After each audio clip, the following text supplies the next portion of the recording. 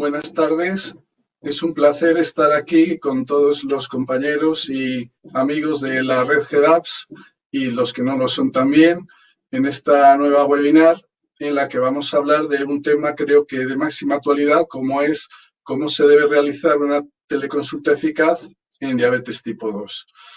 Para ello contamos con dos ponentes con amplia experiencia en este tema, como son Noelia Sanz, que es enfermera en el Centro de Salud Prosperidad de Madrid, y con Antonio Hormigo Pozo, que es médico de familia y trabaja en Málaga en el Centro de Salud Puerta Blanca. Yo soy Javier García Soidán, también soy médico de familia y yo trabajo en el Centro de Salud de Porriño en Galicia, en la provincia de Pontevedra. Y bueno, pues en esta webinar veréis que queremos que participéis mucho y que en este sentido hemos elaborado muchas preguntas. Un total de 10 preguntas que os las iremos pasando y en las que vosotros ahí se os abrirá una ventanilla en la propia ordenador o dispositivo y podéis responder lo que os parece. Y así vamos viendo lo que opinamos cada uno de nosotros sobre los distintos temas y después iremos comentando y añadiendo pues alguna conclusión que hemos ido sacando nosotros sobre estos temas. Entonces, vamos a empezar ya con una primera pregunta. Esta primera pregunta que os queremos hacer es, ¿cómo están nuestros pacientes con diabetes después del confinamiento y en esta situación de pandemia que hemos vivido? ¿Creéis que su control ha mejorado? ¿Creéis que su control ha empeorado? ¿Están más o menos igual que antes? ¿O todavía no le habéis hecho controles a un número suficiente como para haceros una idea? Entonces, pues en cuanto tengáis ahí la encuesta, pues ya la podéis responder y en cuanto tengamos los resultados los iremos comentando.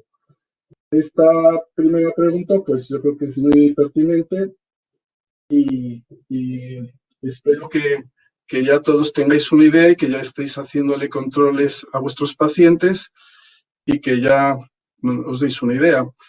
Yo lo tengo bastante claro en mi experiencia y en mi caso, pues lo que ocurre es que la mayoría de mis pacientes, pues yo creo que están peor controlados. Vale, estoy viendo aquí estoy intentando ver los resultados. Aquí están. Vale, el 72% de vosotros, o 73%, habéis contestado que están peor. Pues yo coincido con vosotros en que yo también creo que están peor. Y bueno, os voy a dejar con mi compañero Antonio para que nos diga algo al respecto, a ver qué piensa. Antonio, cuando quieras. Hola, buenas tardes. En primer lugar, darle las gracias a la Alianza por invitarnos a estar con todos vosotros y a la red GEDAPS por organizar la webinar. Pues bien, como tú bien dices, la situación que tenemos actualmente es que en este gráfico, realizado por Victor Sting, un investigador americano que predijo que después de la primera ola muy probablemente habría una situación de segunda ola que es la que estamos viviendo, pero para él el principal problema que se iba a plantear es esta curva que os marco en color verde, que él hablaba de la tercera oleada o el impacto de la interrupción de la atención de enfermedades crónicas, que es lo que en este momento estamos viendo. Tengo algunos datos de mi centro de salud y en el cual os puedo decir que el año pasado, sobre esta fecha aproximadamente, llevábamos casi un 68% de los pacientes con alguna hemoglobina glicosilada realizada y a corte de 30 de septiembre, es cierto que todavía faltaban algunos meses, solo teníamos un 37%. Es decir, había casi la mitad de los pacientes del año anterior que no tenían ninguna glicada. Es decir, los pacientes están peor controlados en todos los sentidos y sobre todo desde el punto de vista de lo que es el control bioquímico o analítico, que es lo que nos determina si tenemos que intervenir sobre ello a la hora de realizar algún tipo de modificaciones del tratamiento. Entonces, como veis, esta tercera oleada, o denominada así, porque toda la patología crónica, no solo la diabetes, en general parece que está peor controlada que como la teníamos anteriormente y tendría que ser el paso siguiente que tenemos que hacer cuando la pandemia nos lo permita. Así, del mismo modo, la situación de los pacientes diabéticos, y aunque hay una experiencia de solo 6 meses, se ha visto que los pacientes diabéticos y no diabéticos que desarrollan una situación de hiperglucemia tienen peor pronóstico durante su ingreso y a la hora de evolución de la propia COVID. Tanto la mortalidad como la morbilidad de los pacientes diabéticos y no diabéticos con situación de hiperglucemia conllevan una peor evolución, un peor pronóstico dentro del desarrollo de la propia COVID. Además, hemos visto una serie de recomendaciones realizadas por una serie de sociedades científicas en las cuales nos vienen a intentar poner sobre la mesa aquellas acciones que no debíamos nunca de obviar cuando estemos delante de un paciente diabético en esta situación de pandemia. La primera es intensificar el control metabólico en áreas de prevenir complicaciones, sobre todo para aquellas situaciones en las cuales puede haber una sobreinfección, como acabamos de ver en la diapositiva anterior. En segundo lugar, utilizar la telemedicina, que es un poco la razón de ser de esta charla, ¿no? En la cual intentamos evitar exponer a mayores riesgos a nuestros pacientes diabéticos. Tipo 2. Sobre todo, también los tipo 1, aunque son mucho menos los que vemos, también influye de forma muy negativa el mal control del paciente, sobre todo por la alteración que se produce a nivel del sistema inmunitario.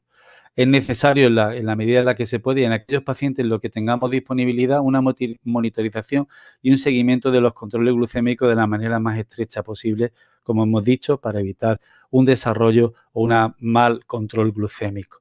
Hay que mostrar un especial cuidado en aquellos pacientes que además presenten una esteatosis hepática, porque también tiene una peor respuesta, sobre todo porque desencadenan una respuesta inflamatoria mucho más severa. Y no hay que obviar, y está claro y evidente, que la asociación de la obesidad en este tipo de situaciones con una afectación respiratoria grande, que en el diabético ocurren con relativa frecuencia, van a complicar de forma importante sobre todo la ventilación mecánica del mismo. También nos han intentado plantear que a la hora del tratamiento, aquellas situaciones que podemos considerar como muy habituales, la existencia de la COVID o de la pandemia también viene a modificar de forma sustancial el abordaje del paciente diabético. La metformina, cuando el paciente está en una situación de infección, debemos de retirarla. Del mismo modo que los GLT2, si el paciente también está con una infección, hay que retirarla, ambas por el riesgo de acidosis, una metabólica y la otra cetoacidótica normoglucémica. Los DPP4 son bien tolerados y podríamos dejarlos, mantenerlos durante la situación del paciente con una COVID. El GLP-1 hay que monitorizarlo de forma estrecha y debemos de cuidar sobre todo el tema de la hidratación, y la insulina probablemente va a ser en los pacientes ingresados el tratamiento PRINCES, pero la propia infección puede llevar a que las necesidades se vean modificadas, y si vemos que en algún momento es necesario un aumento de los requerimientos, tenemos que pensar que el control de la propia enfermedad no está siendo el más adecuado. Como veis, la COVID ha venido a cambiar no solo la dinámica, no solo la atención, sino sobre todo a poner encima de la mesa que el control que estamos realizando en nuestros pacientes es bastante deficitario, desafortunadamente. Muchas gracias, Antonio, por tu interesante contribución. Un compañero dice aquí un comentario y dice que en lugar de diabético, digamos con diabetes, y estoy totalmente de acuerdo. Tenemos que cuidar el lenguaje y lo hacemos por esa inercia que tenemos, que no es una buena inercia, pero bueno, vamos a intentar. Tiene razón, personas con diabetes. Eso es. Bueno, vamos con una segunda pregunta, a ver qué os parece. ¿Cómo están organizados actualmente los centros de salud? ¿Creéis que estamos funcionando y haciendo todo ya en estos momentos de la pandemia, igual que antes del confinamiento, las actuaciones? ¿O de momento estáis haciendo la mayoría de las consultas telefónicas? ¿O quizás en vuestro centro ya se están pidiendo citas presenciales directamente? ¿O algunos habéis comenzado con hacer videoconsultas?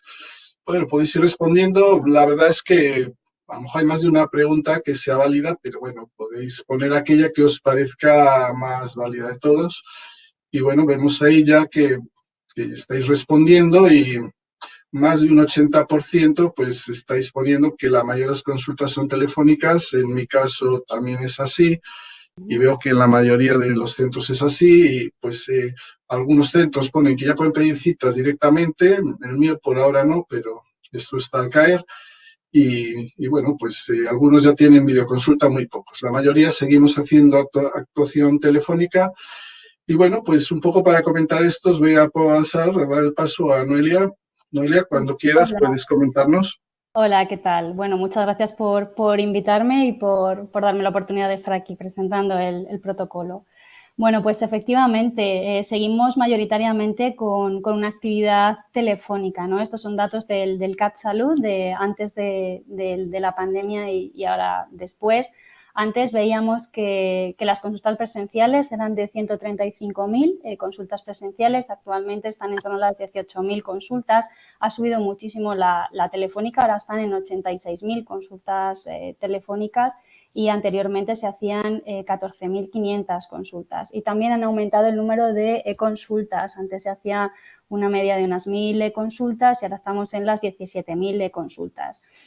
Particularmente en mi centro sí que es verdad que estamos empezando a tener pequeños huecos presenciales, que estamos empezando a ver paciente de manera presencial, aunque seguimos continuando con la atención telefónica principalmente. Muy bien, muchas gracias, Noelia. Y bueno, vamos a pasar a la siguiente pregunta para que intervengáis y nos sigáis dando información los que estáis asistiendo sobre vuestra experiencia. Y ¿qué cosas hemos aprendido sobre la atención a pacientes con diabetes durante el confinamiento? ¿Os parece que muchas de las actividades que hacíamos de manera presencial se pueden hacer perfectamente por teleconsulta?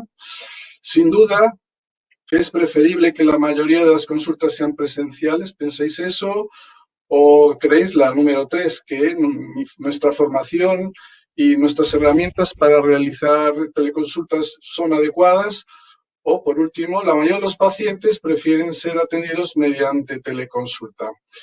A ver, podéis ir poniendo ahí respuestas. Estoy viendo aquí cómo evolucionan los resultados y claramente la gran mayoría estáis poniendo que muchas de las actividades que hacíamos de manera presencial, pues ahora se pueden hacer por teleconsulta y vemos pues que se hacen perfectamente. Después, la segunda, sin duda que es preferible que la mayoría de las consultas sean presenciales, lo dice también un porcentaje.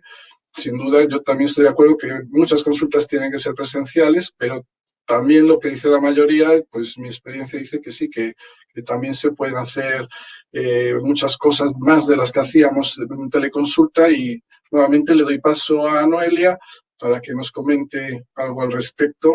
Noelia, cuando quieras. Pues a ver, yo lo que os comento es que lo que ha ocurrido es que nos hemos tenido que adaptar, ¿no? Yo creo que muy rápidamente, también sin una formación previa, a pasar de lo que es una consulta presencial 100%, que era prácticamente lo que veíamos antes, o a de repente una consulta tanto de enfermería como de medicina de manera telefónica, ¿no? Entonces, bueno, pues eso al final sí que nos ha generado tenernos que adaptar muy rápidamente a un nuevo medio de trabajo. Ha habido un uso masivo de herramientas y de accesos digitales que sí que nos han facilitado un poco toda esa información, pero es cierto que yo creo que nos ha faltado un poco de formación en esa implementación, ¿no? en ese rodaje. Es verdad que se puede economizar algunas de las consultas y hacerlas de manera telefónica, ¿no? Que tampoco es optar por solamente la tecnología y obviar y decir ya no veo pacientes de manera presencial. Yo creo que es el momento ahora de combinar las dos cosas, buscar ese abordaje holístico e integral del paciente en las consultas que se puede combinar de esa telemedicina con lo que realmente es necesario ver de manera presencial. Vale, muchas gracias, Noelia. Algún comentario que ha llegado aquí pues nos dice que sí, que la mayoría de las consultas son telefónicas, pero que muchos pacientes prefieren consultas presenciales. Yo también creo que es así, pero bueno, y no todo se puede hacer telefónico, nos ponen totalmente de acuerdo. Vale, vamos con otra pregunta. Esta es, ¿cuándo creéis que podremos volver a la situación previa? ¿Creéis que ya nunca volveremos a la situación previa que teníamos de aquellos pasillos llenos de gente, multitudes de consultas presenciales, aquello lleno? ¿Creéis que probablemente volvamos o nunca volvamos a eso? Luego la segunda, cuando dispongamos de la vacuna y nos vacunemos la mayoría, pues volveremos exactamente a lo de antes. ¿O tardaremos muchos años a pesar de todo? ¿O creéis que dentro de muy poco volveremos a esa situación? Pues podéis ir contestando y a ver qué os parece. Bien, yo veo que estáis respondiendo y veo que más o menos un 60%, un poco casi 2/3, ponéis que probablemente nunca volveremos a la situación previa. Yo también deseo que no volvamos a esa situación. No es que esta sea muy buena, pero aquella era peor. Por lo menos para mí lo era. O algunos ponen que cuando dispongamos de la vacuna y esto se acabe, pues sí, que un 22% que volveremos a la situación anterior. Y algunos ponen que tardaremos muchos años en volver, pero bueno, como ven, volveremos. Entonces, pues vamos a quedarnos, la mayoría dicen eso, que probablemente nunca volveremos. Antonio, ¿tú qué nos dices aquí al respecto de esta pregunta? ¿Qué comentas? Bueno, yo la impresión que tengo es que, como has dicho antes, Noelia, vamos a tener que pasar vamos a tener que pasar a una situación intermedia. Es decir, la propia administración está trabajando, y ya lo había hecho con anterioridad, al menos en Andalucía, donde yo trabajo, a promocionar una serie de consultas que eran a través del teléfono. Si bien era cierto que la mayoría de ellas era para la entrega de resultados que eran previsibles, es decir, tú pedías una analítica y cuando te sacaban sangre ya te daban cita a los 10 días para que yo te llamara telefónicamente. Igual ocurría cuando se hacían citología o algún otro tipo de pruebas, y siempre eran para entregas de pruebas. Ya existía una experiencia previa en algunas patologías, como era en el Hospital del Mar, en la insuficiencia cardíaca y el seguimiento a través de la teleconsulta, y que servía porque los parámetros, en este caso, que el paciente te ofrecía, que sobre todo era el peso, pues servían como un indicador importante de la evolución de la propia enfermedad. Yo creo que la tecnología ha venido para quedarse. Creo que además hay un sector de la población, sobre todo los menores de 50 años, que aquí han visto una oportunidad enorme a la hora de conectar o contactar con su médico, que incluso estamos viendo dentro de lo que es la medicina privada un desarrollo realmente potente de todo lo que es la telemedicina. Ellos apuestan, y hablo de las grandes compañías aseguradoras en España, apuestan por la videoconsulta, que probablemente sea el siguiente paso que nosotros tendremos que plantearnos. Si bien también es cierto que va a haber un sector de la población, sobre todo los que podéis entender mayores de 65 o 70 años, que es difícil que se incorporen a una atención completa a través de la telemedicina. Pero yo creo que esto ha venido para quedarse. Muchas gracias, Antonio. Vamos a hacer una pregunta que lanzo un poco con la anterior, y esto ya es opinión de cada uno. ¿Creéis que deberíamos volver a la situación previa al inicio de la pandemia, aquello que teníamos antes? ¿Sí creéis que deberíamos volver? ¿No creéis? ¿O todavía no estáis seguros de lo que deba ser? Pues cuando queráis, pues podéis empezar a contestar. Y bueno, pues ya van aquí entrando respuestas. Aquí sí que hay una mayoría muy grande que dicen que no deberíamos volver a la situación previa. Yo también coincido que la verdad es que los últimos épocas antes de la pandemia, pues se había vuelto esto bastante complicado consultar con tanta gente, tanta demanda, todo lleno. Y bueno, pero veo que un 15% aún no saben, no se han definido, y un 5% dicen que sí. Nuevamente, Antonio, ¿tú qué opinas o qué comentas al respecto? Creo que ya antes te lo he dicho, pero vamos, entiendo que debemos de compatibilizar ambas situaciones. Creo que hay una oportunidad de desarrollar determinado tipo de actividades a través de lo que es la telemedicina. Creo que debemos de intentar desarrollarla de forma adecuada y correcta. Y cuando digo adecuada y correcta significa dotar de los medios técnicos y tecnológicos a los centros de salud, a los CAP, en cada uno de los sitios para poder acceder de forma adecuada a los pacientes.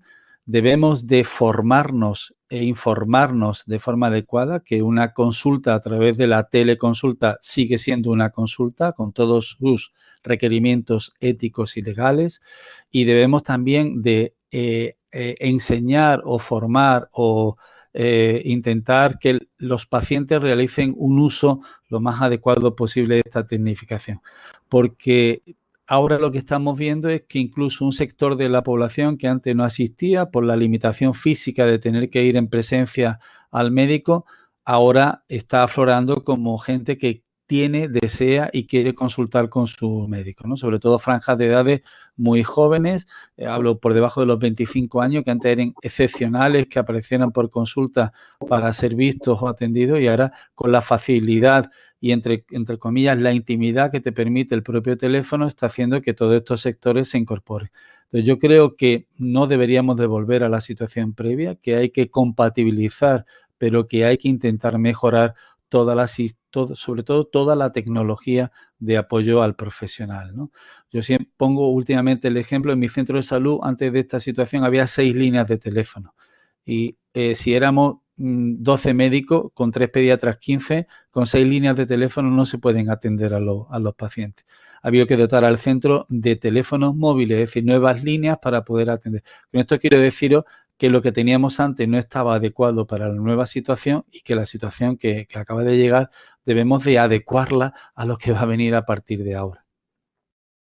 Muy bien, pues vamos a seguir preguntando. Sabéis que somos muy preguntones y un poco esto enlazando todavía con lo que dice Antonio, ya nos lo ha dicho un poco, ¿crees que necesitamos nuevas herramientas que nos ayuden a prestar una atención diferente? En el número 1, pues necesitaríamos equipos para poder hacer videoconferencias, parece que eso es importante. O 2, necesitamos formación específica en teleconsulta. Nos hemos metido en esto así sin conocer mucho con lo que teníamos. ¿O creéis que necesitamos protocolos específicos de atención mediante teleconsulta? O en la 4, ya disponemos de suficientes herramientas y no necesitamos nada más. Entonces vamos a ver un poco, ya estáis ahí respondiendo. Esta sí que hay bastante igualdad. La que más va por ahora es la tercera. Necesitaríamos protocolos específicos de atención mediante teleconsulta, un 40% aproximadamente. Cerca ponéis que necesitaríamos formación específica y un 25% que necesitamos equipos de teleconsulta, de videoconsulta. O sea que sí, que parece que necesitamos más cosas. Tan solo 1% dice que lo que tenemos es suficiente, pero bueno, habrá sitios donde a lo mejor ya tienen todo esto hecho y por eso hay ese compañero. Pero bueno, en general se ve que tenemos necesidades al respecto. Entonces, vamos a ver, Antonio, ¿qué nos dices al respecto?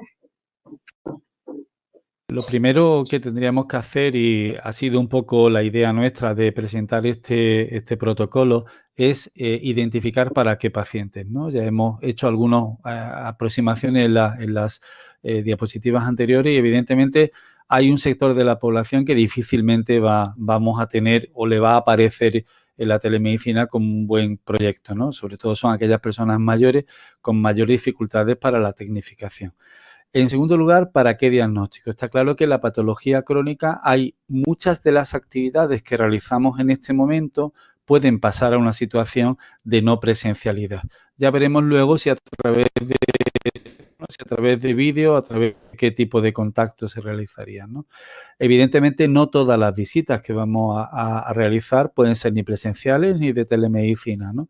Y está claro que la del diagnóstico inicial y algunas a lo largo del año tienen que ser presenciales, pero también está claro que hay muchas que sobre todo son aquellas revisiones, aquellas entregas de material, aquella entrega de resultados de analítica o de algunas otras pruebas complementarias que evidentemente pueden pasar a no presenciales. Del mismo modo, tendríamos que intentar plantearnos que a la hora de prestar el servicio tenemos que tener en cuenta una serie de consideraciones, sobre todo de tipo técnico, que no existían hasta este momento, ¿no?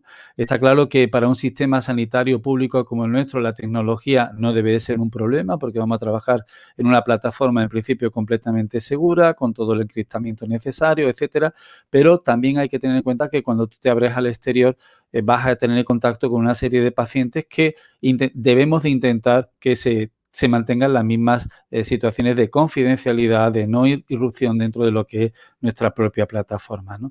El hardware o el software evidentemente no va a estar en nuestra mano, tiene que estar en manos de la administración porque nosotros trabajamos para ella. obligatoriamente, y ya existe en todas las comunidades, una historia clínica digitalizada que permita el trasvase de información entre nosotros, incluso entre los profesionales, incluso acceso por parte de los propios pacientes, aparte de esa historia clínica. En Andalucía ya existe la posibilidad, no sé, supongo que en otras regiones, de consultar su hoja de problemas, de ver sus analíticas, de ver las interconsultas que tienen pendientes, etcétera, ¿no? Y creo que eso para el paciente es necesario que también pueda tenerlo. Necesitamos una formación tecnológica. Muchos de nuestros compañeros, yo mismo, no tengo no estoy instruido de forma correcta en lo que es la realización de una consulta a través de esta tecnología, ¿no? La creación de guías de formación específica, antes lo ha dicho la gente, ¿no? No debemos de perder nunca la oportunidad que hay de que aquella patología que habitualmente tenemos con mayor prevalencia dentro de la atención primaria, crear una serie de protocolos, que es uno del que vamos a ver hoy, que nos faciliten a la hora de realizar la consulta y no se nos olvide absolutamente nada. Y también, muy importante, tenemos que, aunque sea así, evaluar las actividades para poner aquellas pautas de mejora necesarias. Segundo lugar, valorar la satisfacción de los usuarios de la nueva forma de comunicarnos con ellos. Y por último, tener siempre en cuenta aquellos aspectos éticos y legales de la teleconsulta. Vuelvo a repetirlo, que sigue siendo en toda su extensión de la palabra una consulta, ¿eh? Nadie que piense por no estar presente puede obviar aquello que es totalmente obligatorio. Bueno, Noelia, yo... te cedo un poco la presentación y el inicio de lo que hemos esbozado. Muchas gracias, Antonio. Yo siguiendo un poco al hilo, ¿no?, de lo que tú estabas comentando, que desde hace algunos años ya se hacía esa teleconsulta, ¿no?, a distancia desde diferentes plataformas o herramientas digitales, pero no está implementado de igual manera en las diferentes comunidades autónomas. Sí que es verdad, ¿no?, que a partir de este momento del 14 de marzo pues nos hemos visto todos obligados a trabajar de una determinada manera, ¿no? Entonces, hemos visto que había una falta, ¿no?, en la mayoría de los centros de una serie de protocolos reglados, ¿no?, y para implementarlos, ¿no? Por lo tanto, bueno, pues se elaboró este documento, ¿no?, para tener un protocolo de atención a pacientes o a personas con diabetes de tipo 2, en la que se enumerarán una serie de recursos o necesidades que creemos que cada paciente debe tener o debe de cumplir para tener ese buen control, ¿no? Este protocolo va dirigido principalmente a personas con diabetes tipo 2, exceptuando aquellos que tengan problemas de comprensión grave o que no dispongamos de equipos de comunicación para contactar con nuestros pacientes. Se puede llevar a cabo en cualquier centro sanitario siempre y cuando se disponga de tanto de teléfono como de historia clínica informatizada. Si es posible tener una receta electrónica para tener acceso a posibles modificaciones de tratamiento que el paciente necesite, o un correo corporativo o correo del propio centro de salud. Y bueno, pues siempre que sea, si hay opción, ¿no?, de mejorar, que se vayan implementando poco a poco pues esos sistemas de videoconferencias o esas aplicaciones que se ha comentado anteriormente. El personal que puede llevar a cabo este teleprotocolo, este protocolo de consulta, es tanto personal médico como personal de enfermería con ayuda del equipo del grupo administrativo, ¿no? No todo, como hemos dicho antes, se puede hacer de manera telefónica, no todo se puede pasar por consulta telefónica. Hay algunas actividades que, bueno, pues que obviamente requieren de una exploración física y una necesidad de que el paciente venga a nuestra consulta, ¿no? Pero bueno, creemos que salvo la analítica, el resto de exploraciones, siempre y cuando el paciente tenga un buen control metabólico, se puede llevar, no tenga otras complicaciones asociadas, se puede realizar una vez al año, como puede ser la exploración de los pies, la retinografía, la realización del electrocardiograma, la administración de vacunas, que aquí sí que puede haber alguna variación dependiendo de las comunidades autónomas. Y bueno, pues también es importante ese adiestramiento o ese repaso, aprovechar para repasar en la utilización de glucómetros o terapia inyectable en el caso de que el paciente así la precise.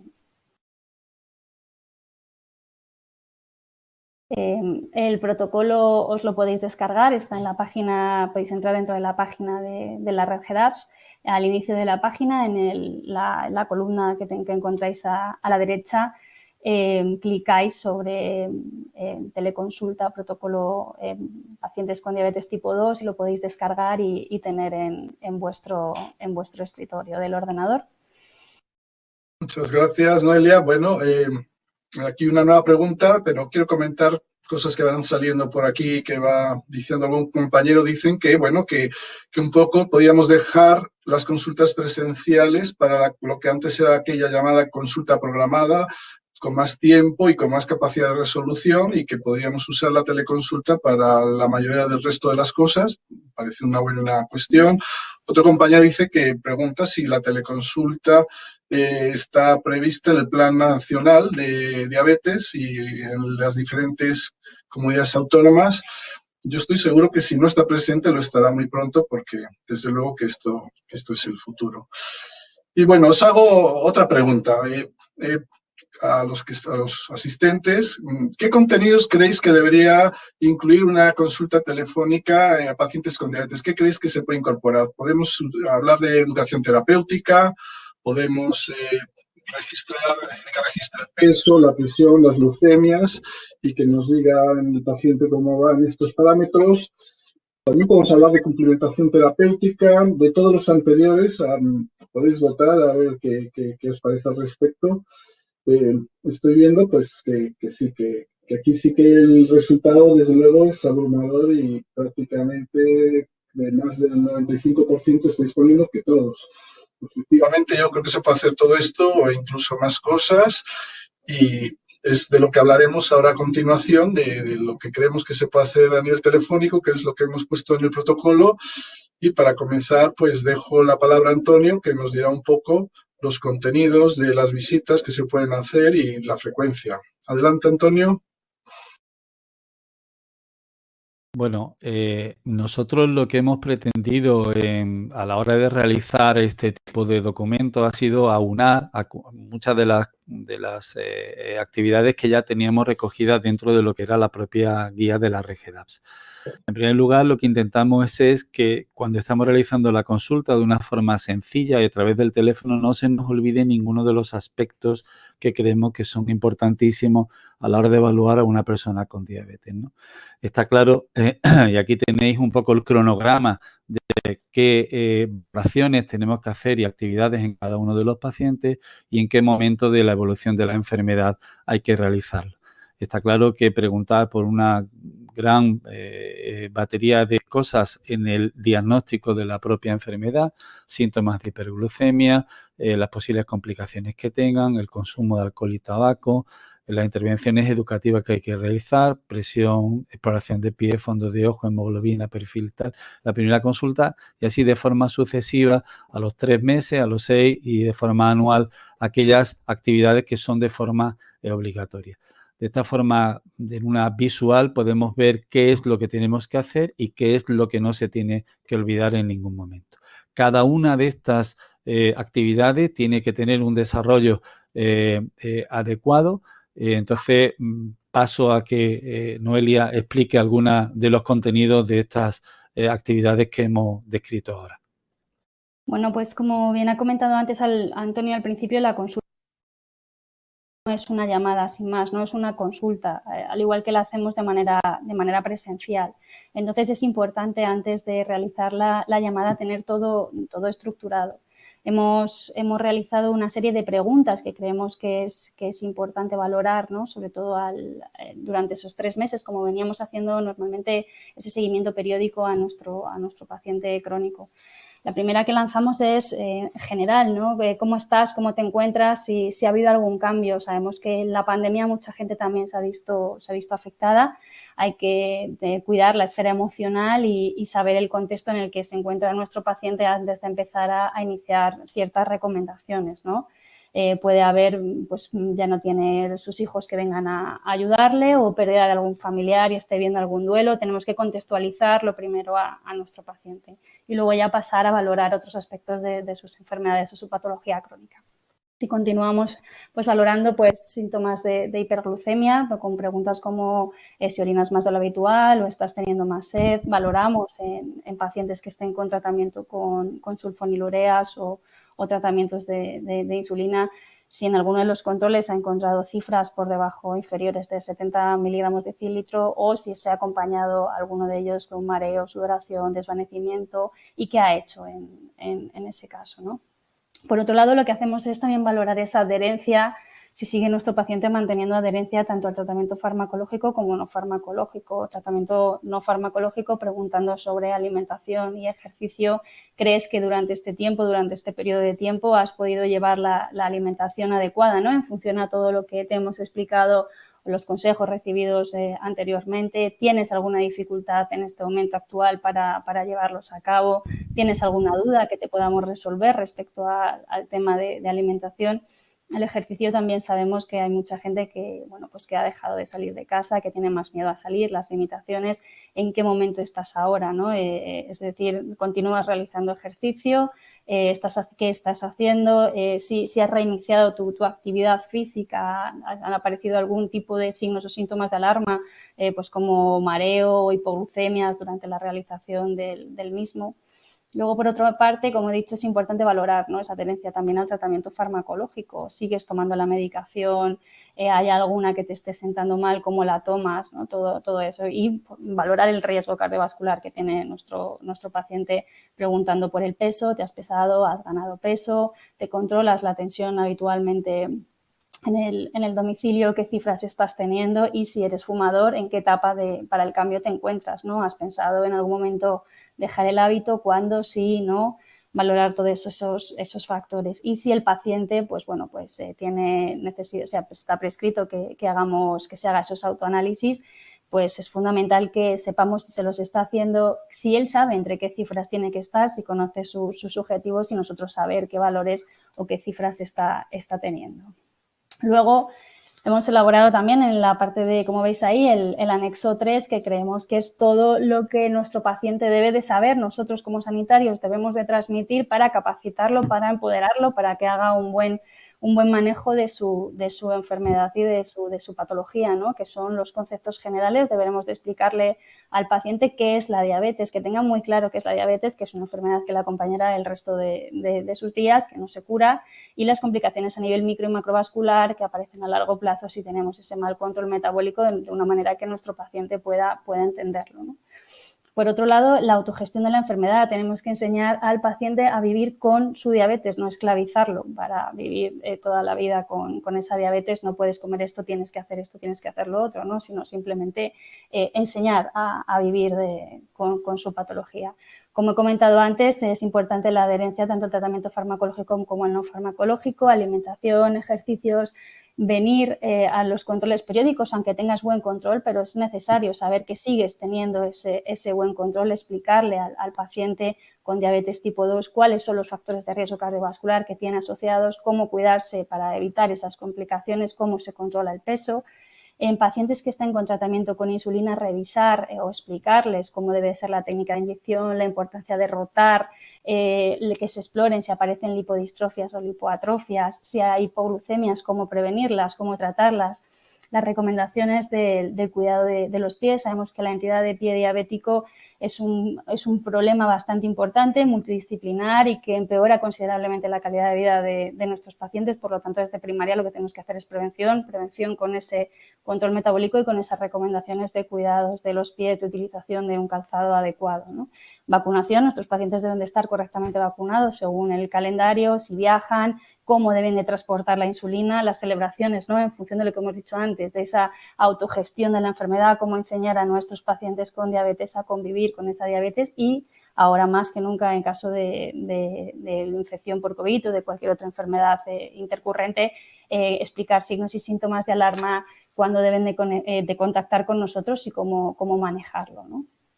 Es verdad que no podemos trabajar con los grupos de educación para la salud como veníamos haciendo anteriormente. Entonces, bueno, quizás es un momento de empezar a trabajar herramientas digitales digitales o prescribir determinadas páginas web. Sabemos que nuestros pacientes van a mirar y van a buscar información en Internet. Pues, ¿por qué no dársela a nosotros, facilitársela a nosotros, páginas con, bueno, pues que puedan capacitarlos y empoderarlos, como son todo ese listado que hemos recomendado ahí, página de la Federación Española de la Diabetes, Diabetes a la Carta, Personas que o por ejemplo, el blog del Jedi Azucarado. Bueno, continúa, te dejo, Antonio, que continúes avanzando tú en el tema.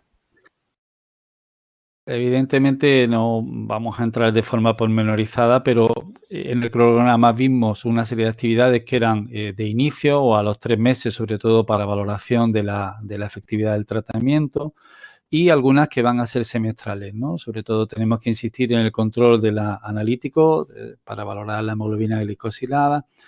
Y ahora mismo, lo que os decía antes, la tecnología ya te permite que una vez que salga de la analítica, pues ya puedes pedir cita porque a las 7 o 10 días, dependiendo del sitio, lo vamos a llamar para darle los resultados, ¿no? De la misma forma, la receta electrónica te facilita también de forma sencilla el poder renovarle la medicación si fuera necesaria.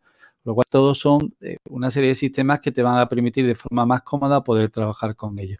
Una serie de actividades que van a ser evidentemente anuales, ya algunas las ha contado Noelia y todas las sabemos, como son aquellas que van a depender de las complicaciones, realizaciones de retinopatía, de cardiopatía isquémica, de arteriopatía, de valoración de neuropatía en el pie diabético, ITB, etcétera. El depistaje del deterioro cognitivo, que tendríamos que hacerlo a través de cualquiera de las escalas que podamos tener a nuestra disposición.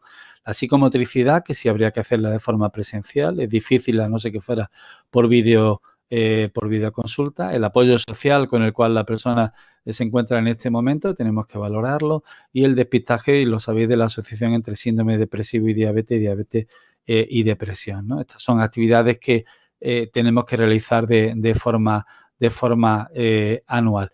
Los contenidos y la frecuencia también de actividades de forma anual, como van a ser nuevamente el control analítico, nuevamente la revisión del depistaje del pie, la retinopatía, el electro si fuera necesario, la prevención de infecciones mediante las vacunaciones, como hemos visto con anterioridad, nuevamente a los 6 meses, que correspondería al año, otra vez control glucémico, lipídico y renal, y valorar nuevamente la renovación del tratamiento farmacológico si fuera necesario. Alguno preguntaba en el chat, ¿cuánto va a durar una teleconsulta de la que tú estás planteando? Evidentemente no estamos hablando de hacerlo todo en el momento, pero una visita de seguimiento, que si yo lo he valorado a través de mis pacientes, viene a durar aproximadamente, con las preguntas que ha hecho antes Noelia, que son sencillas, adecuadas a su lenguaje y demás, entre 10 y 12 minutos. Evaluación de todas las actividades que creemos que debemos de explorar en este paciente diabético a través del teléfono, entre 10 y 12 minutos. Otras cosas son estas actividades presenciales que a lo mejor sí nos van a determinar mayor tiempo. Tenemos la oportunidad en primaria que puedes contactar varias veces con tu paciente, ¿no? Bueno, Javier, tu turno. Veo que por teleconsulta voy a hacer las cosas mejor con este protocolo y con todos estos temas de educación de lo que lo hacían. Parece que, bueno, yo creo que esto nos puede ayudar y desde luego veo muchas cosas que a lo mejor no hacíamos habitualmente y que hay que hacer y también nos sirve esto para retomarlo.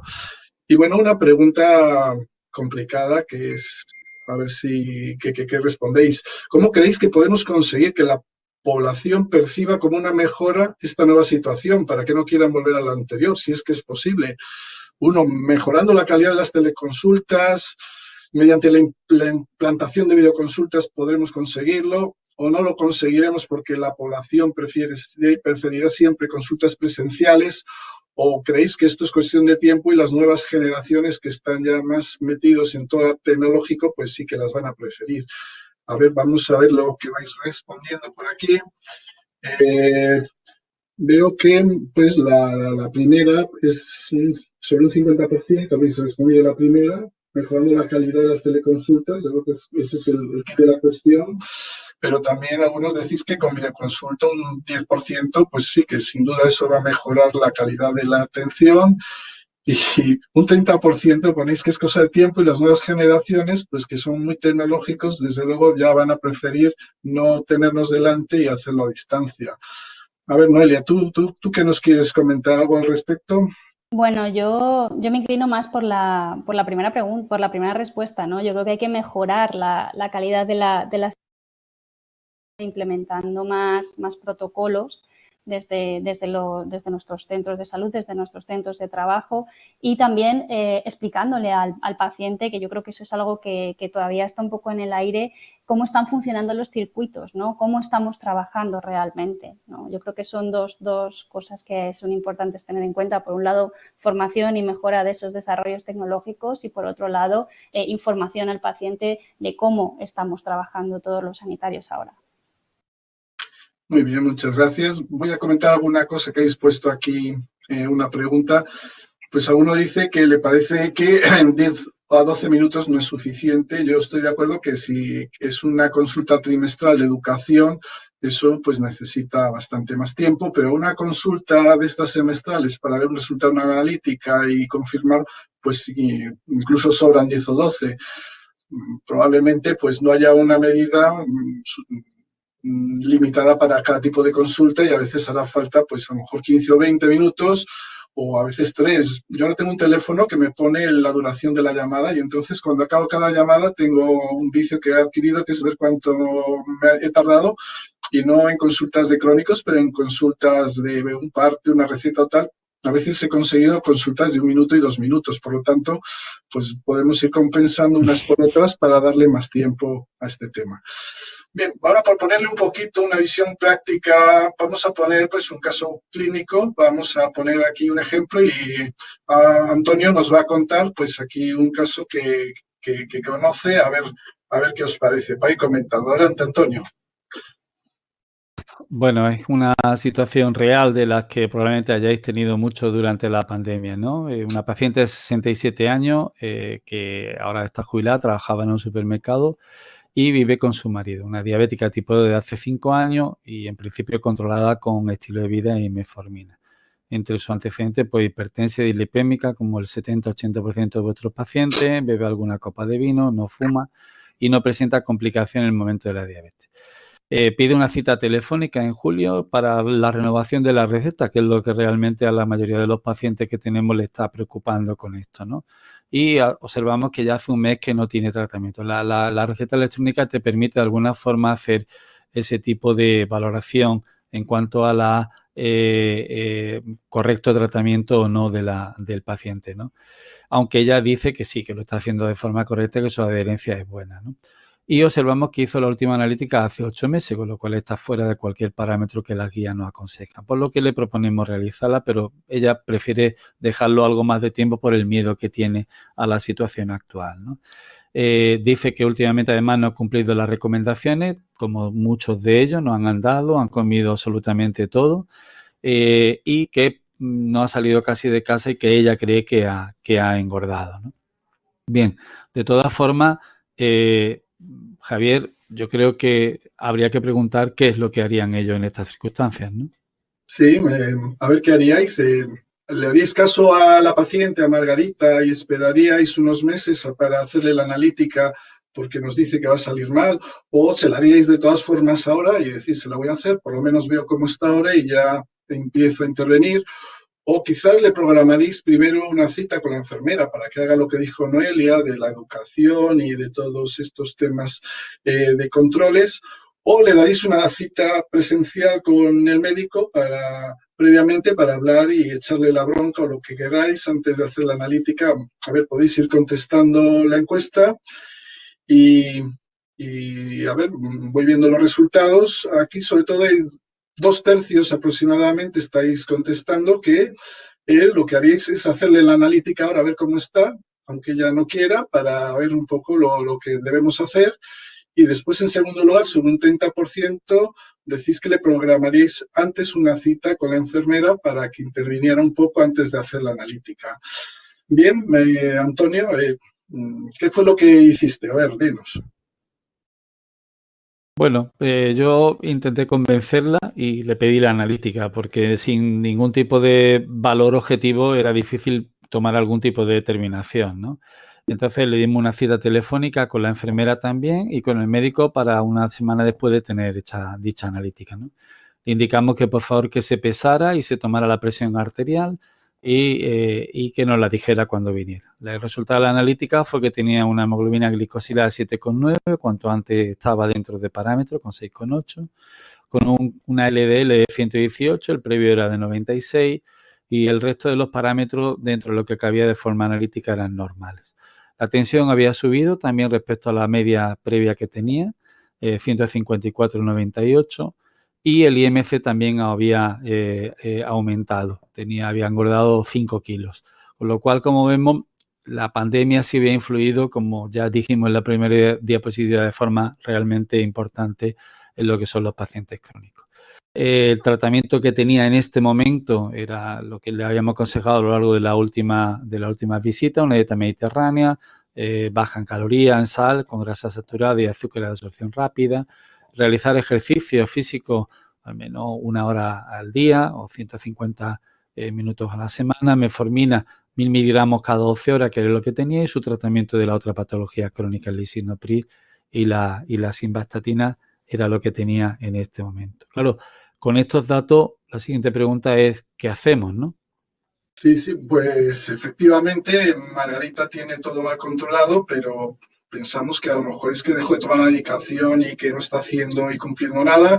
A lo mejor únicamente con insistir en cambios de estilo de vida, pues a lo mejor con eso podría ser suficiente, pero quizás está demasiado mal y darle algún fármaco que le ayude a perder peso y a controlar, como el SGLT2 podría ser una buena alternativa, o un inhibidor de DPP4 que se tolera muy bien y parece que en esta época del COVID pues también es una buena opción, o pues simplemente no haría ningún cambio, ya que el mal control se debe a la mala adherencia terapéutica y simplemente vamos a hacerle caso a la paciente, esperar y ver qué ocurre.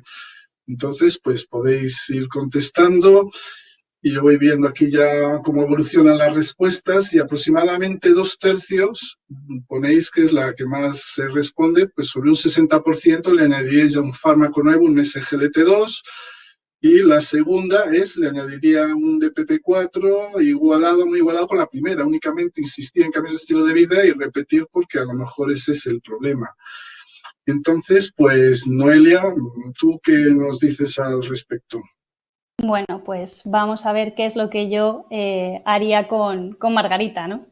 Bueno, pues primero sería como os he comentado antes, viendo un poco la analítica que ha comentado Antonio, ¿no? Que hay un empeoramiento de ese control glucémico, control de ese perfil lipídico, empeoramiento de las cifras de tensión arterial y un aumento de peso. Pues, ¿qué ha pasado? ¿Qué ha pasado durante estos meses, ¿no? ¿Qué cambios has hecho? Entonces, tratar de valorar según las consultas, las preguntas que tenemos en el trimestrales programadas, pues es que si ha habido algún cambio durante esa alimentación y durante el ejercicio. Ella, bueno, pues lo que refiere es que sí, que ha cambiado durante el confinamiento, pues bueno, ha podido tener más ansiedad, ha salido menos a pasear por el miedo a salir a la calle, por lo tanto no hay actividad física, no ha realizado esa actividad física y sí que, bueno, ha comido cosas más de lo habitual o cosas que no debía, por lo tanto, ese aumento del peso.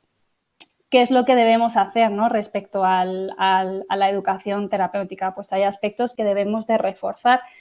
Si volvemos otra vez a revisar el anexo 3, ¿no? Que son los conceptos de diabetes, volver a explicar la importancia de ese control metabólico para prevenir esas complicaciones que pueden aparecer, tratar de enseñar a gestionar la diabetes, ¿no? A pesar de las situaciones de estrés, convives con tu diabetes, entonces hay que aprender a llevar esto y prescribir una alimentación saludable en función de individualizando en ese caso, ¿no? Tratando de dar la mejor terapia nutricional individualmente, adaptándose a las necesidades y circunstancias del paciente. Hay que volver a prescribir ejercicio físico, incidir en la importancia del ejercicio físico y en el caso de Margarita volver a explicar y repasar todos los controles de riesgo cardiovascular, ¿no?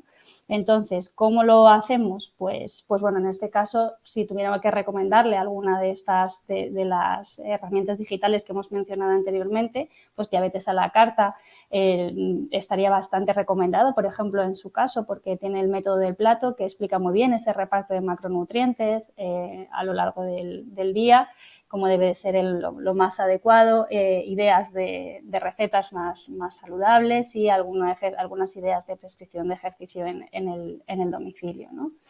Entonces, continuando con esa modificación, esa valoración de adherencia al tratamiento no farmacológico de alimentación y ejercicio, en el algoritmo de cambios sobre el estilo de vida de la red GEDAPS nos planteamos partir otra vez desde una intervención básica, ¿no? Porque tenemos que empezar otra vez de cero con nuestro paciente, por lo tanto pasaríamos el cuestionario, el PREDIMED, para valorar esa adherencia a la dieta mediterránea, que sería la recomendación que debería de seguir nuestro paciente.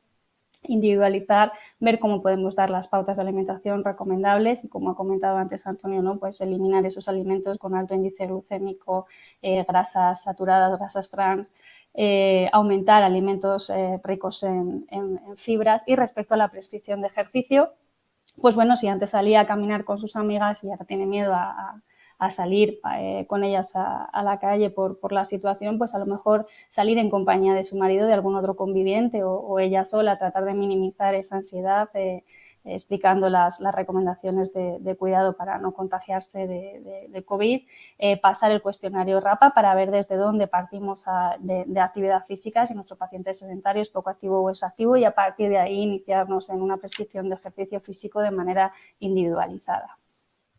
Y dejo ya a Antonio que continúe respecto al tratamiento farmacológico. Desde el punto de vista del tratamiento farmacológico, está claro que la paciente estaría en una situación con una hemoglobina glicosilada entre 7 y 9. Los condicionamientos clínicos, que sabéis que es la otra vía de entrada, en principio la paciente no presenta ninguna de ellas, por lo tanto tendríamos que hacer un abordaje en base al control de glicada que tiene. Nuestra paciente estaba en 7,9, casi 8. Pues después de metformina, las alternativas que se nos plantean de forma exactamente igual a valorar e individualizar en cada uno de los pacientes son el DPP-4, el GLT-2, pioglitazona o la administración de una sulfonilurea. Valoramos en el caso de la paciente las características de la misma y los condicionamientos y sobre todo el incremento del peso que había tenido y de la tensión arterial, y nosotros lo que planteamos fue después de evaluarlo, pues administrar metformina más empagliflozina. Se le realizaron 2 teleconsultas, tanto por enfermera con contenido educativo y por parte nuestra. Se le modificó el tratamiento y se le volvió a reevaluar presentando los datos que tenéis ahí, ¿no? Una glucemia, una glicada de 6,8 había vuelto a bajar. Un LDL de 94, había bajado de peso otra vez los 5 kilos y mantenía otra vez una tensión arterial dentro de parámetros que podemos considerar completamente normales para la paciente. Con lo cual, una intervención a través incluso de la teleconsulta de forma dual entre la enfermera y nosotros, pues conseguimos otra vez con la modificación de tratamiento llevar a la paciente a un control adecuado. Bueno, llega el momento del debate. Podéis hacer las preguntas que queráis. Mientras estáis pensando alguna pregunta, tenemos ahí 5 minutos. Pues se me olvidó al principio decir y agradecer a la Alianza Boehringer-Ingelheim, que han sido los patrocinadores de esta reunión, y agradecerles pues que nos hayan permitido realizarla sin ningún tipo de presión y permitiéndonos libremente pues hablar de lo que estamos hablando, que es esta guía. Y bueno, vamos a empezar con el debate. Aquí hay una pregunta que a mí me parece interesante, os la pongo un poco a cualquiera de los dos, Noelia, Antonio. Pregunta aquí un compañero o compañera que cómo podríamos identificar a los pacientes mal controlados como Margarita, porque claro, si contactan los detectamos, pero seguro que hay alguno que todavía no ha contactado. ¿Se os ocurre alguna forma que podamos utilizar para hacerlo? Antonio, por ejemplo, primero y después os voy a contar la experiencia. Vale, yo voy a contar la experiencia que hemos desarrollado nosotros en el centro de salud y que es una estrategia que alguna vez lo he comentado, que tiene que ser completamente proactiva. La situación que hay no puede ser de estar esperando al paciente. Nosotros tenemos posibilidad de pedir listado de pacientes y entonces lo que hemos hecho han sido 2 cosas. Una, pedir el listado completo de todos los pacientes diabéticos, con lo cual nos planteamos en julio, que luego lo tuvimos que parar, de que tanto mi enfermera como yo, pues cada semana llamáramos a 3 pacientes diabéticos. Venimos a tener de media cada cupo 150 pacientes diabéticos, con lo cual quedaban aproximadamente en julio unas 20 y tantas semanas, pues Yo iba a ver 60, mi enfermera 60, 3 a la semana y los veíamos casi todos. En segundo lugar, pedimos a aquellos pacientes diabéticos que tuvieran una glicada por encima de 8 para un poco priorizarlos, ¿no? Y intentar ver aquellos que estaban un poco más descontrolados. Por lo tanto, yo creo que tienen que ser intervenciones proactivas sobre los pacientes a través de listados, sistemas de alarma, avisos o aquellas situaciones que cada comunidad y cada sistema sanitario nos pueda permitir ejecutarlo, pero tiene que ser en este momento de forma proactiva. ¿No quieres decir algo? Sí, yo estoy de acuerdo con nosotros también estamos trabajando de esa misma manera a través de, bueno, pues base de datos de nuestro sistema informático. Nosotros trabajamos con eso, apps, entonces sacar los datos de los pacientes que han tenido un mal control metabólico en los últimos meses y volverlos a recaptar. Y es verdad que desde enfermería también estamos utilizando para captar la campaña de la gripe, ¿no? Aprovechando a que la gente viene, pues volver a captar pacientes en ese momento.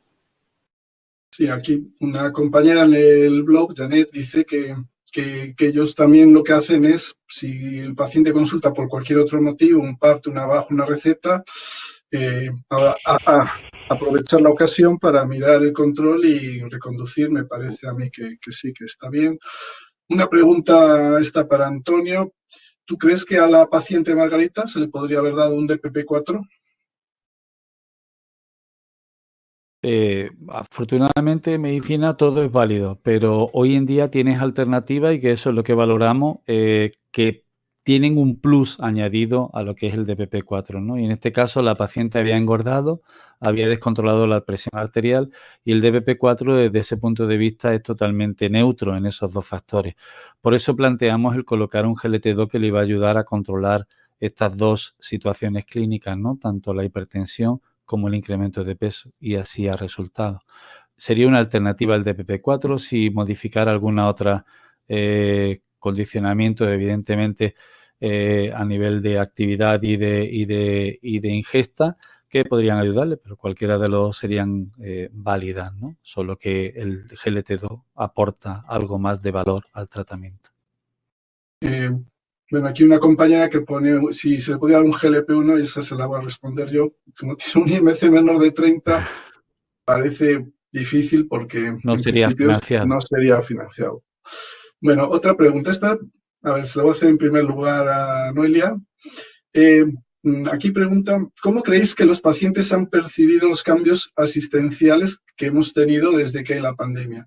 ¿Creéis que los llevan bien, que los aceptan, que les parecen bien, mal? ¿Tú qué crees, Noelia? ¿Qué nos cuentas? Yo es mi percepción personal, yo creo que no se han llevado bien. Yo creo que hay un desconocimiento, como he dicho antes, del circuito, de cómo estamos trabajando, ¿no? Hay mucha gente que piensa que no estamos viendo paciente crónico, que no se está haciendo nada. Yo creo que sí que hay que explicar a la población que sí que se está trabajando con el paciente crónico, pero de otra manera, ¿no? Quizás es esa combinación de lo que es necesario valorar de manera presencial, de lo que realmente se puede solventar de manera telefónica. Y bueno, pues es que yo creo que está habiendo un cambio, ¿no? en el abordaje de la atención primaria, y ha sido muy rápido, ha sido en un impasse muy, muy rápido y en un momento, pues eso, pandémico. Yo creo que es difícil de entender por parte del paciente y yo creo que no se está encajando del todo muy bien, es mi opinión. Vale, bueno, como hay varias preguntas, ahora doy paso a una que nos hacen aquí Antonio, que creo que ya comentaste algo. Dicen que ahora están apareciendo un nuevo tipo de paciente que es el multifrecuentador por teleconsulta. Que bueno, antes había el hiperfrecuentador presencial, ahora el hiperfrecuentador por teleconsulta. ¿Qué podríamos hacer para limitar este nuevo tipo de paciente o controlarlo? ¿Se te ocurre algo?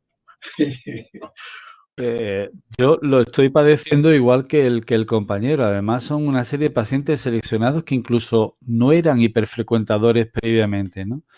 Y es esa personalidad un poco, no sé cómo decirlo, que con cierto miedo escénico, que el acudir a la consulta le causaba cierta tensión, el ponerse frente a frente a ti, y que ahora, pues como decía, la intimidad del teléfono, la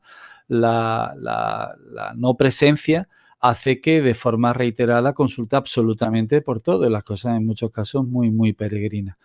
Yo creo en esos casos, yo lo que estoy haciendo cuando veo el nombre, ya tengo identificado 8 o 10, es limitar muy claramente desde el minuto 1 el motivo de la consulta. Es decir, ¿por qué ha llamado hoy? ¿Qué es lo que necesita y en qué le puedo ayudar? No permitir un debate con él sobre todas las cuestiones que plantee.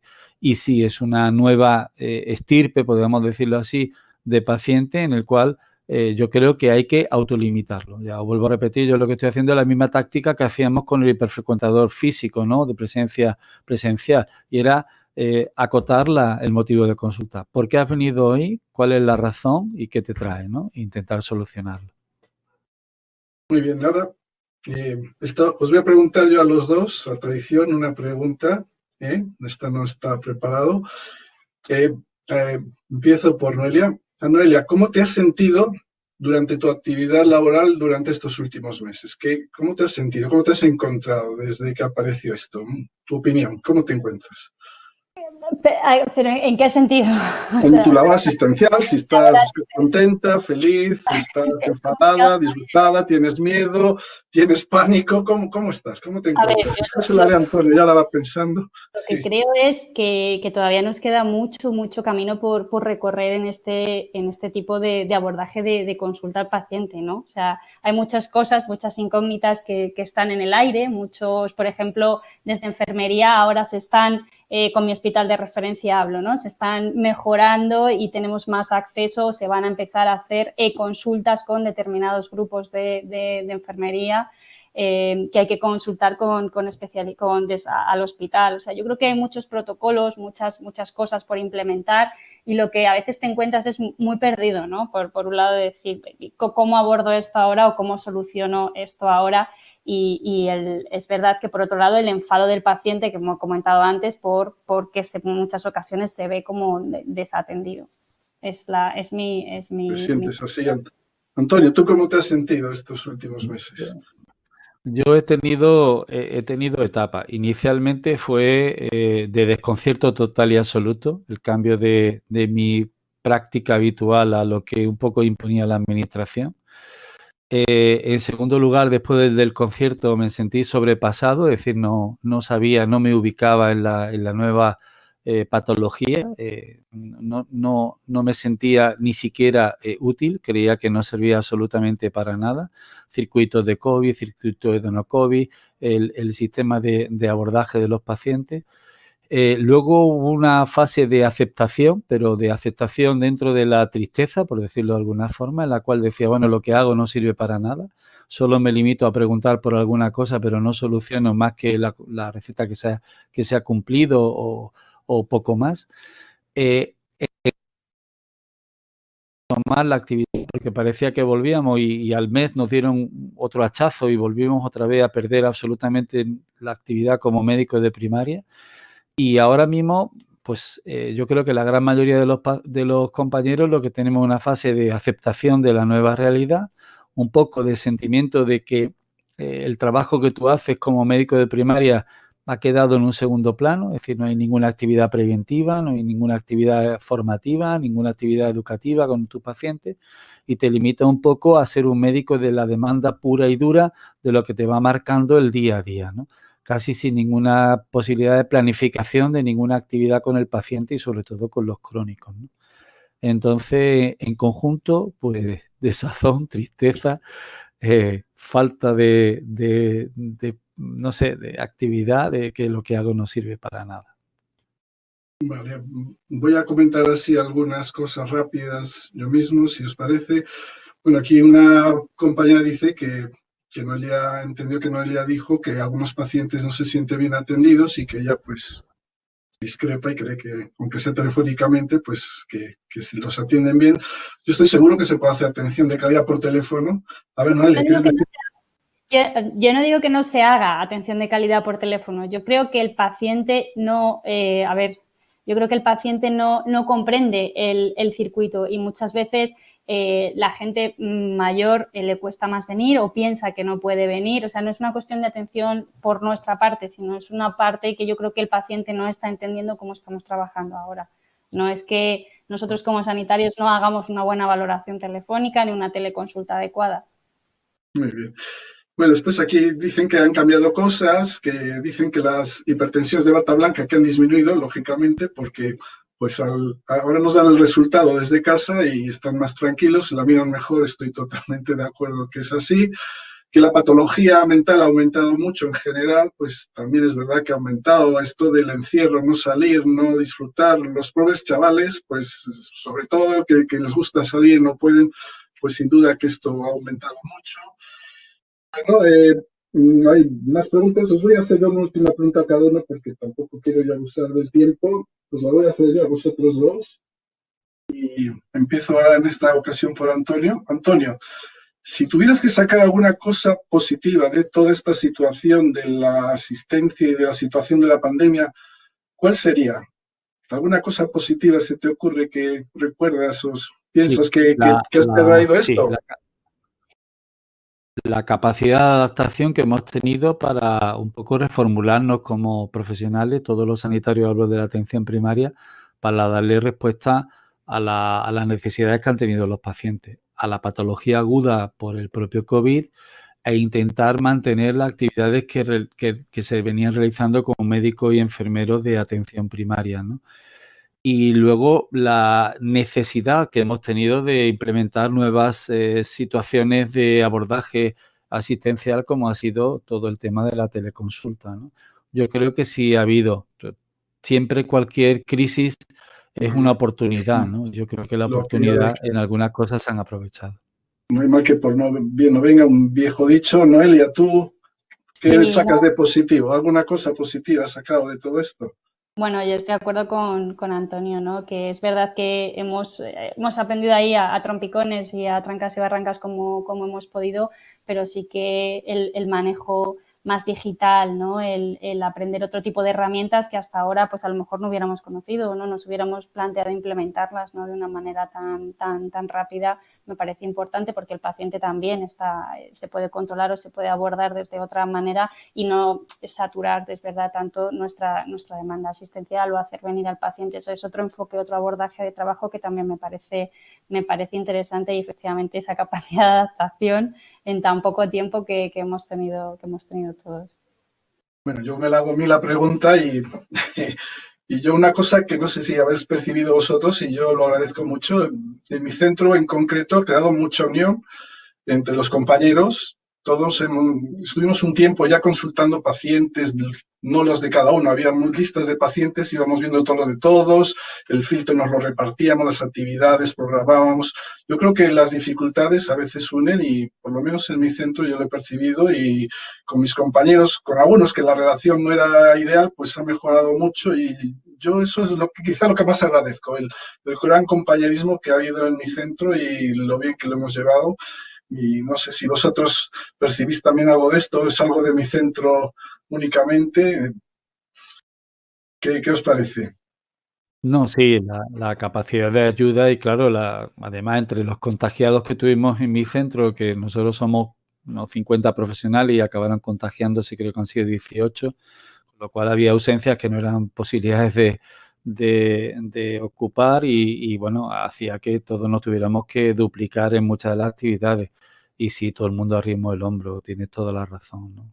Tienes toda la Bueno, razón. en el momento más de esta que estábamos todos confinados, también era un poco nuestra única ventana también al exterior, ¿no? Los compañeros y el apoyo que teníamos con el equipo. Bueno, pues aquí hablan de resiliencia, algún compañero y algún comentario más. Hay más preguntas. Nos gustaría poder dedicar más tiempo, pero bueno, ya nos hemos pasado 12 minutos y yo creo que hay que respetar también los horarios de cada uno. Y ya solo me queda, pues nada, agradecer a Antonio y a Noé sus interesantísimas aportaciones, agradecer a todos los asistentes que desde vuestras casas o desde donde estéis del trabajo habéis asistido y nuevamente agradecer también a Beringer Ligi, pues brindarnos esta oportunidad y esperemos que esto todo que hemos hablado os resulte útil en la consulta y que podáis utilizar y adquirir o bajar el protocolo y que os sirva, que es en definitiva lo que queremos, que esto os resulte de utilidad en vuestra práctica diaria. pues que tengáis una buena tarde todos y nada, y aquí estamos hasta siempre desde la red GEDAPS para colaborar con todos vosotros en lo que queráis. Muchas gracias a todos y feliz día. Vale, hasta luego. Muchas gracias, hasta luego.